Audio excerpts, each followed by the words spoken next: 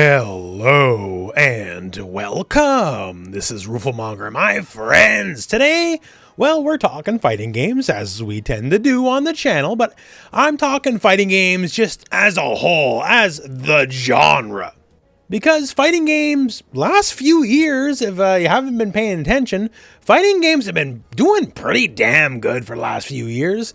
And that momentum is not stopping anytime soon.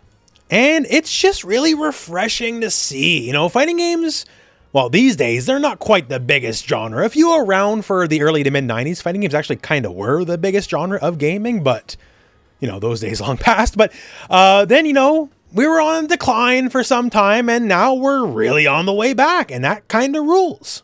And I sort of just want to talk about like how we got here, where we're at, and where we're going. Because Lord knows, as a YouTuber, I could easily make, our fighting games dying kind of video, and it'll probably get twice the clicks of this video, whatever it's going to be. Because that's just how YouTube works. Negativity is king, right? But no, things are kind of cool right now. The big titles, they're still doing great. The older titles, they're going strong and have some really awesome moments. That's why I got the King of Fighters Grand Finals at the SNK World Championships playing in the background here, because that's one of the best sets of any fighting game I've seen in a very, very long time. And we got lots of great stuff coming in the future. So, that said, right, how did we get to this point first before anything else? Like, obviously, in the grand sense of things, hey, 1991, Street Fighter 2 took over the world, then Mortal Kombat took over the world even more, million clones, million wannabes, run through most of the 90s. Then we run to the later 90s when arcades started dying, and admittedly, fighting games started falling off a bit. Some people refer to this as the dark ages of fighting games, which is a term which is not fully wrong, but also not really correct of like the situation as a whole. Like, yes, we're definitely coming in cold off the absolute peak golden age of fighting games, yes, but in this so-called dark age of fighting games, we had stuff like Soul Calibur 1 and 2, which were incredibly popular. We had all the 3D Mortal Kombat games, which admittedly aren't great as a Mortal Kombat fan, but people still love the Mortal Kombat, right? So MK was still going strong. That wasn't going anywhere. The quote-unquote dark ages is when a lot of legendary fighting games came out, like Capcom versus SNK 2. So like the very late 90s to like early to mid 2000s, maybe not on fire like the early to mid 90s, but like there was stuff. And then we entered the grand fighting game revival with Street Fighter 4. And Street Fighter 4 came in, kicked down the door and said, hey, fighting games are back. And as far as the modern fighting game community goes, and just sort of modern fighting games in general, I guess it's fair to say, it sort of begins here at Street Fighter 4. And just like the early 90s when Street Fighter and Mortal Kombat opened the door to a lot of other potential fighting games, Street Fighter 4 opened the door like, hey, fighting games are cool again. Let's try this out again. And that sort of worked out. Obviously, Street Fighter 4, grand success. Things friggin' rocked. It was awesome. And then, a lot of other great titles, franchises started coming out in the same time frame, right? Like this is where we start getting BlazBlue.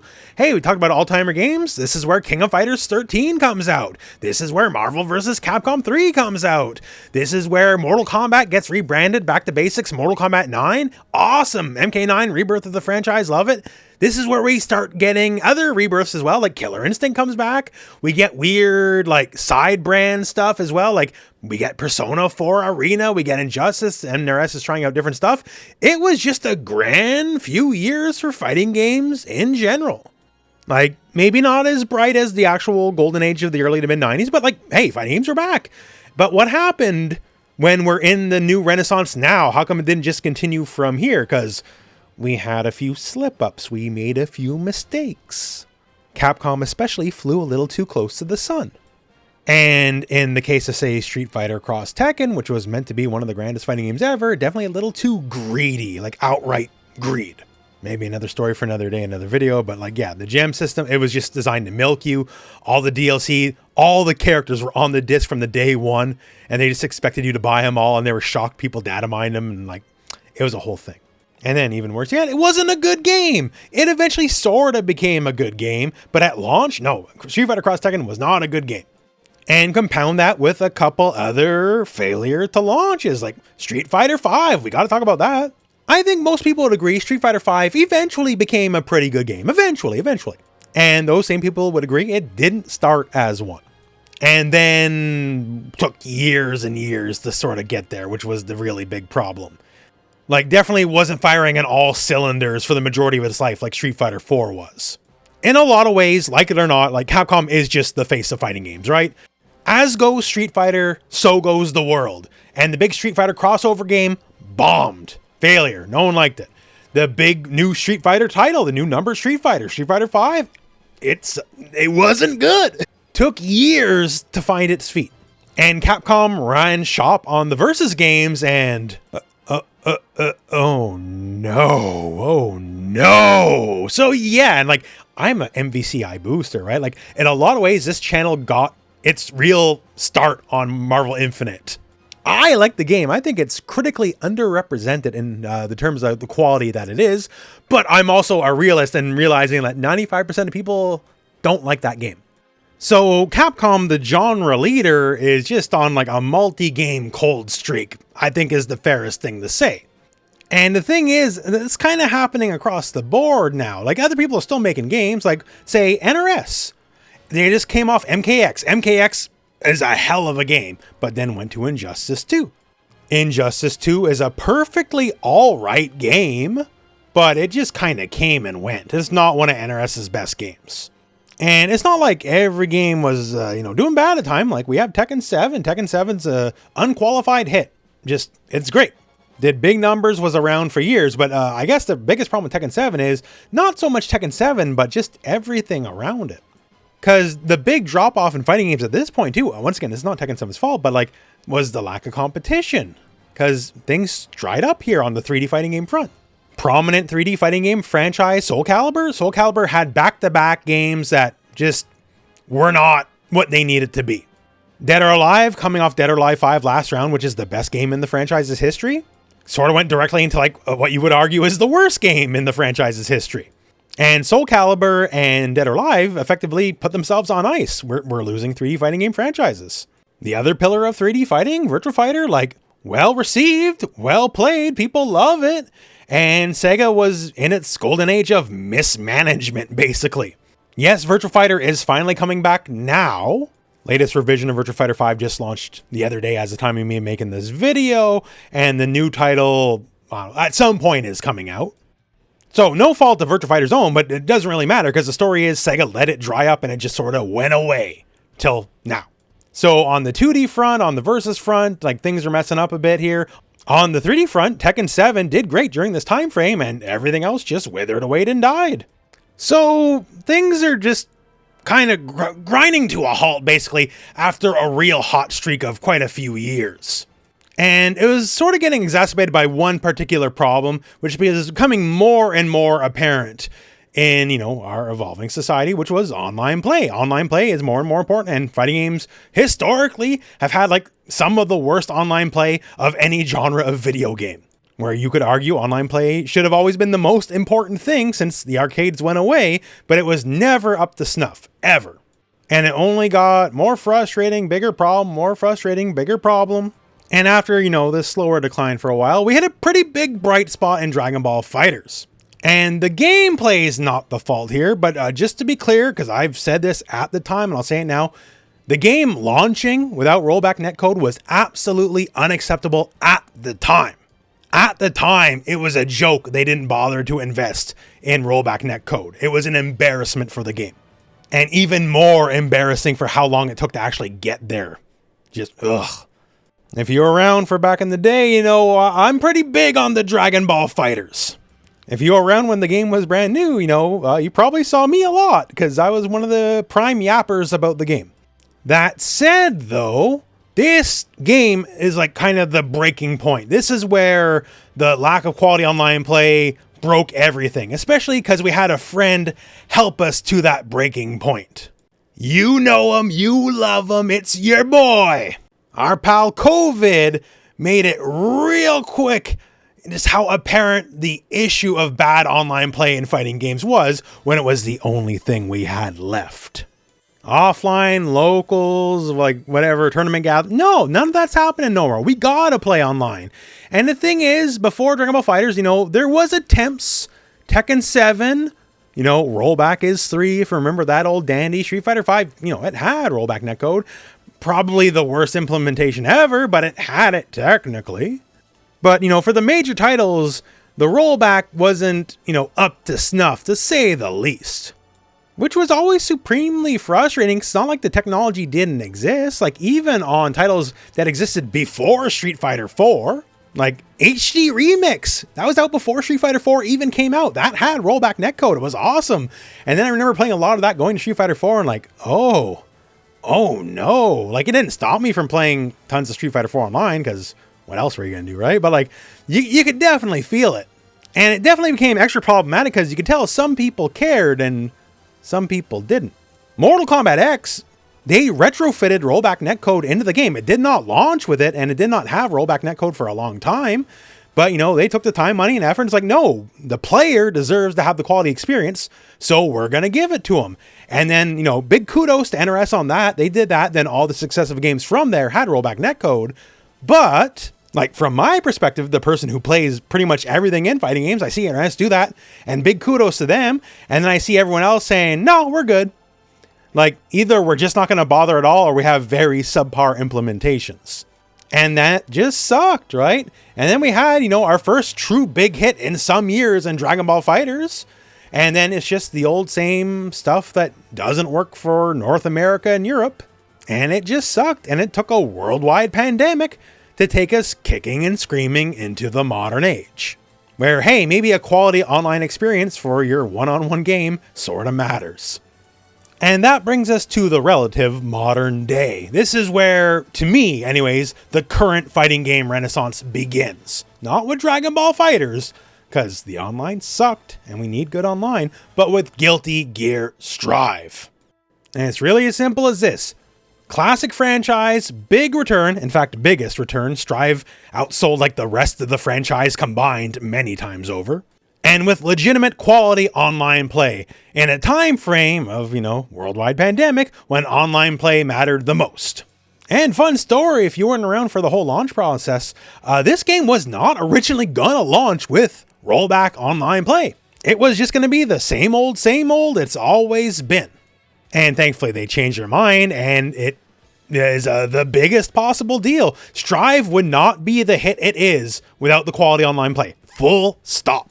Like, once again, to talk about the sales, right? Strive sold over 3 million copies. The next highest game before Strive sold 250,000. So Strive is a very big deal for Arc System Works because, unlike Dragon Ball Fighters, they own the game. They're not just mercenaries working it for another company. This is their baby, and they got a home run hit. Because, in a big part, the current fighting game renaissance just isn't the quality of the games. It certainly helps. Game quality being high is a big deal, but it was also finally revolutionizing the online experience for all the games. Not just some one-off might have rollback netcode. Now that is the standard. That's why every new fighting game release, we still have to be told, yo, by the way, there's rollback netcode. Because, a lot of us old-timers, we still can't take it for granted. Like, Strive's not that old. It's only a few years old, realistically, right? And it's only been a few years since, for the genre of fighting games, being able to play your game online in a satisfactory way became the standard for the genre. How insane is that for a genre of competitive gaming? Shooters figured out decent online in the 90s. Took fighting games till the 2020s. So yeah, on top of just being a hell of a game in and of itself, the fact that it standardized quality online play is what led Strive to kick in the door for the modern age of fighting games and the current renaissance of fighting games. Strive went strong. Strive, years later, still going strong. And then, we're into the modern day, right? Like, hey, we're showing KOF 15. KOF 15 now has rollback netcode, unlike KOF 14. KOF 15 is a great game, unlike KOF 14. And I like King of Fighters 14, but to be fair, it's not one of the stronger games in the franchise. And I know 15, like, we all want the KOF 13 graphics back. That's not necessarily a realistic ask or anything. But 15's still a hell of a game, still going strong today. Like, as I'm showing you here, the SNK World Championship Grand Finals, like, the game's a good damn game. Want to get a little controversial? it might be the overall best game in the franchise. Yeah, 98, 2002, 13, there's tons of legacy there, but like, you want to look at it critically, there's a lot of things sort of wrong with those games, right? Like, they're wrong in a classic way we all accept. Like, Marvel vs. Capcom 2 is a stupid, bad, broken game, smiley face. Hunter x Hunter and Impact, which is just as stupid, bad, and broken, angry face, because we give the classics a lot of leeway, right? Anyways, food for thought, KY15 kind of cool. And once again, another game that, especially after the success of Strive, right? This game was not going to have rollback netcode initially, and Lord knows it had online problems after launch for a good while. It's one of the crosses of the game to bear. But, you know, it's like, okay, yeah, we need rollback, and the online issues we had for, you would say, far too long, eventually got fixed because they realized the importance of online play. Other games in the modern day got second leases on life, like Grand Blue Fantasy vs. Rising. The original version of Grand Blue came out like right as COVID started, like within a few weeks, if I'm remembering right. And that game had the same old lackluster delay-based online play, and it came out right when COVID started, and it, to be real, killed that game dead. Did it deserve it? You could argue no, but regardless of the actual quality of the game at the time, like, bad online was no longer, it just wasn't acceptable. Like, I don't feel bad for it dying. It launched with bad online, get gone. We don't need you. And then comes back a few years later here, the online's up to snuff here. People can realize it for the game it is. Maybe it's not, you know, as big as like Street Fighter or Tekken or whatever, but it's got a very vibrant community. And now it gets to shine in the more, you know, vibrant fighting game renaissance because of the online in a very big way. And of course, even if Guilty Gear Strive might have helped start this, the one that kind of really kicked it into full gear, inarguably, is Street Fighter 6. Absolutely. Street Fighter 5 struggled and took years and years and years to find its legs. Street Fighter 6 just hit out of the gate. And yeah, now we're a couple years in, like, we can complain about stuff because we're never not going to complain no matter how good or bad a game is. So we'll cry about stuff like throw loops. We'll still cry about drive, like whatever. But like, it's objectively just a good game. And only improving and only getting better. Like, one of the biggest faults is we're not getting enough DLC, which sucks. But like, if that's one of the actual big problems, the game could definitely have bigger problems than that. And it's not to say in this renaissance, everything's going perfectly smooth. Like Tekken 8, I think launched very, very strong. Season 2 was an unmitigated disaster. There's no way to call it for anything else. Like, maybe the worst major patch of a fighting game of all time. And ever since then, it's basically been undoing things or trying to right wrongs and kind of just getting back to where we need to. And slowly but surely, at least I think it's sort of getting back to where it needs to be. And, you know, like recent characters like Armor King for DLC, very well received. A lot of people say Armor King's basically like playing like, you know, kind of old school Tekken, like how Tekken needs to be again, right? So it stumbled, admittedly, but hopefully Season 3 will kind of right the ship, get Tekken where it needs to go again, and then we can kind of sail on and have some good years left in it yet. A stumble is just that, a stumble. It's not fatal. The game's not over or anything like that, right? Like Street Fighter 5, you know, Street Fighter, the most important fighting game franchise, stumbled literally out of the gate. At least Tekken 8 had the one first strong year.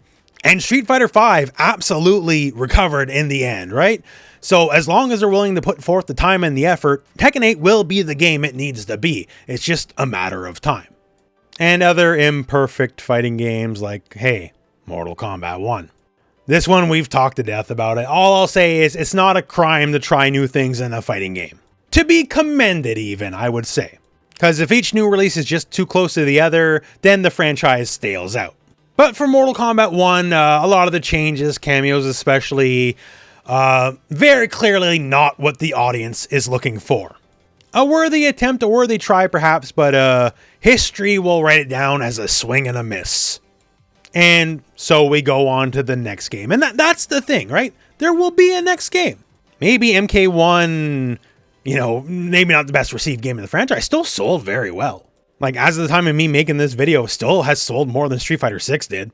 And Street Fighter 6 is selling like gangbusters, especially in Japan, where Street Fighter 6, it actually kind of is like the 90s again, the actual golden age. So even the swings and misses here, they're still doing all right. It's not like Soul Calibur, Dead or Alive, or some of the other games of the past where like swing and a miss and franchise going on ice and staying on ice.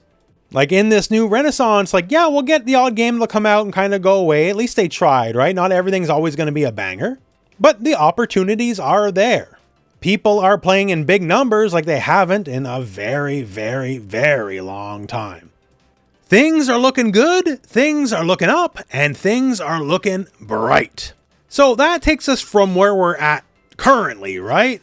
So the thing is, we're in the Renaissance right now. Renaissances, they gotta end, and one day it will, but that day ain't anytime soon. Like I said, things are looking bright, man. There's so much on the horizon just for the genre of fighting games as a whole. Like, we'll talk about what's coming up, sure, but like, look at what's already existing, right? Like Street Fighter 6, it's gonna be here for years and years to come. There's a very real chance they're gonna put more time and effort to it and support for the years than they did, say, for Street Fighter 4 or Street Fighter 5. And so expect more content, more balance, and just more everything, and the game's gonna keep evolving. Tekken 8, much the same.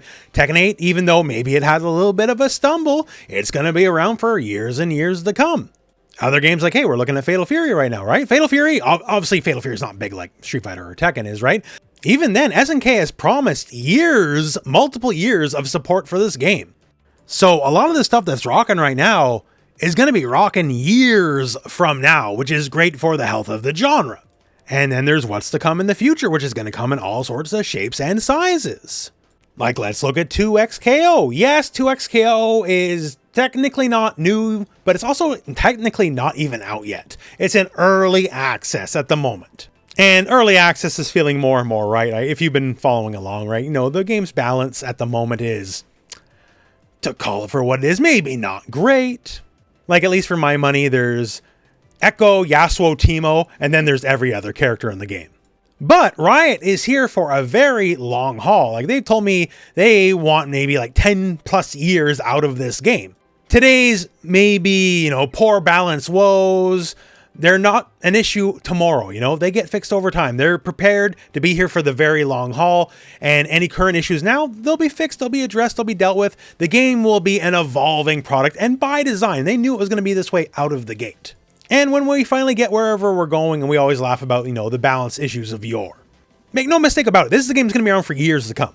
And they have some very smart, fighting game aligned minds on this game. So they'll be working. They've said this version right now is the worst the game's ever going to be, and it's only going to get better yet. And I very much believe them on that front. So take it for the early access it actually is for the moment, and, have some laughs. And it's almost certainly going to be an FGC staple in the years to come. And that's Big Bad Riot, right? All this new stuff is coming on a wide variety of scale. Like, hey, the era of the licensed fighting game is back. We got Avatar, and Avatar as a franchise is undergoing its own renaissance, right? We got the new major Magic the Gathering set coming out later this month. There's the new movie coming out next year. There's a new show with multiple seasons already confirmed coming out right after the movie. And now, hey, we got the fighting game. And given what we've seen off, what we're showing here, like the gameplay looks fast, frenetic, and friggin', like, honestly cool. Like, obviously this could never be the next Street Fighter or Tekken. It just, the world don't work that way, right? But I could definitely see this being like, say, not necessarily in gameplay terms, but like the next Blaze Blue, a big hit in like the anime fighting game community. Like, it's just really cool. Something like this, a more medium-sized release even exists. And because things are kind of good for fighting games, that's the reason something like this could exist to begin with. On that exact note, another licensed release, another, I guess you would say, a medium-sized release, we have Invincible Versus also coming out next year. And just like 2XKO, kind of vying for that somewhat dormant tag fighting game market. Invincible, a very popular franchise, right? And it's really cool. It's getting its own fighting game. And again, too, this is another team. This is the ex-Killer Instinct developers, right? They know what they're doing. And I've been lucky enough to play this hands-on a few times now. And every time I play this game, it gets better and better and better. Like, you want crazy combos, you want crazy action, you just want mat. Like, this is that game. And of course, a licensed fighting game, tag fighting game. Hey, we got Marvel Tokon coming up next year as well. That's kind of a big deal. That's just underselling it. It's not a big enough word. It's a titanic deal. Not the least of which, it's a tag fighting game. That's a Marvel licensed game. Sort of a big legacy there. And it's also the people who brought you Dragon Ball FighterZ, which was kind of a big deal. And add to the fact, like I just talked about Riot, I talked about 2XKO, and they're promising years and years and years of support. Arc System Works has promised 10 years of support for this game. This is out next year, and like 10 years of support. Like, yeah, like Tekken 8 and Street Fighter 6 and all that might go for quite some years yet, but like this game might still be around when like Street Fighter 7 is an old game. You do not promise multiple years of support, especially 10 years, out of the gate before the game even launches if you don't believe in the product, right? Like Guilty Gear Strive, that's over 4 years old now. And going into year 5, we're getting promised, oh, Guilty Gear Strive 2.0. Fighting games are having a long tail now that they've never, ever had before in like the history of all of fighting games. And for my money, that's a really good thing. You know, it's if you invest your time in a product and if you get serious about fighting games, you're going to invest some time, right? You want that time investment to be rewarded. Like, you know, the time you put in this year will pay off next year, will pay off the year later, will pay off the year later. So yeah, Tokon releasing next year is going to be a really big deal. And, you know, who knows when it's going to happen? Who knows when? But, you know, we hope for a certain developer that maybe they can finally get their game that can stay around for years, NetherRealm Studios. Lord knows it's always been the issue that NetherRealm Studio games, Mortal Kombat, Injustice, whatever, they get a couple years and then, okay, see you later, see you next game. And even when they honestly try, like, you know, and they promise ahead of the gate, okay, this game's the game that's going to get years and years of support, doesn't exactly pan out that way. Happened to MK11, recently just happened to MK1. We don't know for sure what their next game is. It'll probably be Injustice 3. There's some hope that it's more just a generic DC fighting game than specifically Injustice 3. Maybe it can tie in with the current mega event DCKO that's going on. In this day and age, evil Superman has more than run its course. But we'll see. Even at, you know, worst case scenario, the game will be well received, whatever they put out. It'll sell millions of copies. It'll be a quality game. So look forward to whatever NRS has on the horizon, because there's going to be some stuff. SNK, Fatal Fury is going to have years and years of support. They are very openly working on the next Art of Fighting title. There hasn't been an Art of Fighting game since the mid-90s. We don't know the shape of that game. I'm hearing all sorts of rumors now. It could even be a 3D fighter. Who knows? We could definitely use more 3D fighters, and we'll talk about that in a moment. They're making a new Samurai Showdown, although admittedly, my understanding is that one's going to be like an action RPG. It won't necessarily be a fighting game. They've been very clear to me even years ago, like there will be King of Fighters 16. It's gonna happen.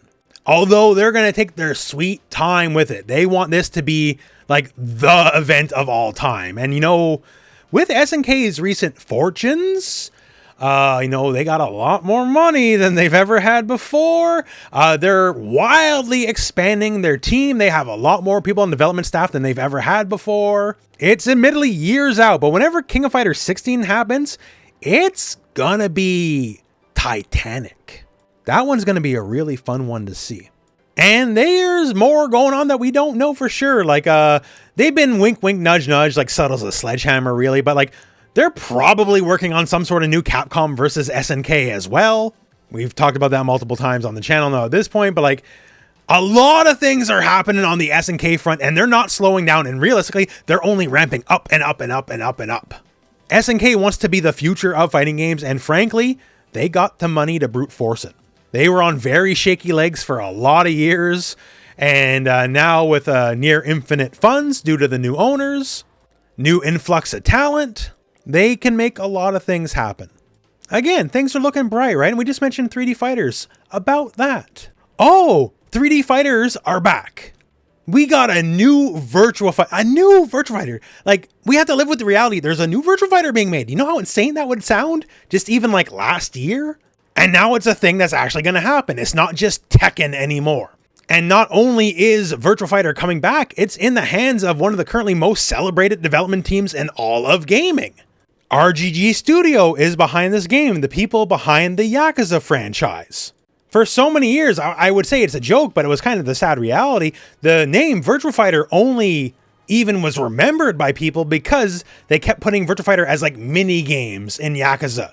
And now the very same people who kept the name alive are spearheading the new actual full-on game, which I think is kind of poetry in a way. And now you take this long celebrated legendary franchise, you put it in the hands of one of the best development teams in the world today, you got, I think, an easy recipe for success. And I think it's the cascading kind of success. Because as long as this game is even mildly well received, that's basically the green light for games like Dead or Alive or Soul Calibur to finally be thawed off the ice and come back to the bright lights. Very quickly, 3D fighting games can kind of go from like dormant, only Tekken survive, to like kind of everything's back and it's a very big party. This may not be specifically next year. It could be 2027. We'll see. I don't know. But like, this is a great sign for the health of the genre that like a major franchise like this can come back at all. And at bare minimum, even if you don't like Virtua Fighter, this game coming out is the kick in the pants Tekken 8 needs to get good again. And of course, for the last while, all I'm talking about is like big proper studio major development games, right? What about the indies? Indies are very much at like the heart and soul of the FGC just as much as anything else. And there's a lot that have been out. There's a lot that are coming out. Some, are a little more standard. Some are very inventive. I'm a big fan of Mega Knockdown specifically.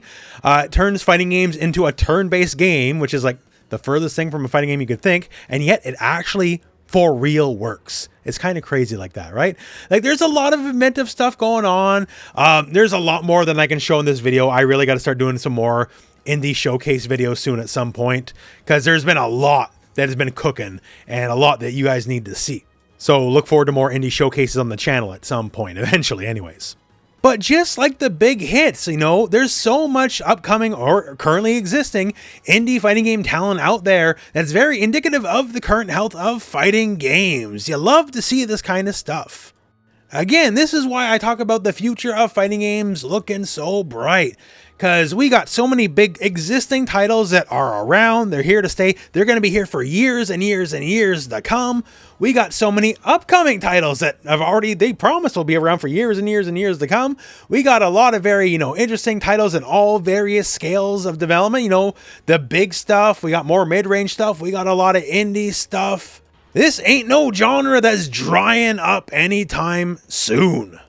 And of course, hey, you're on this channel of all channels, right? So obviously I'm a little predisposed to be positive to fighting games more than the average YouTuber.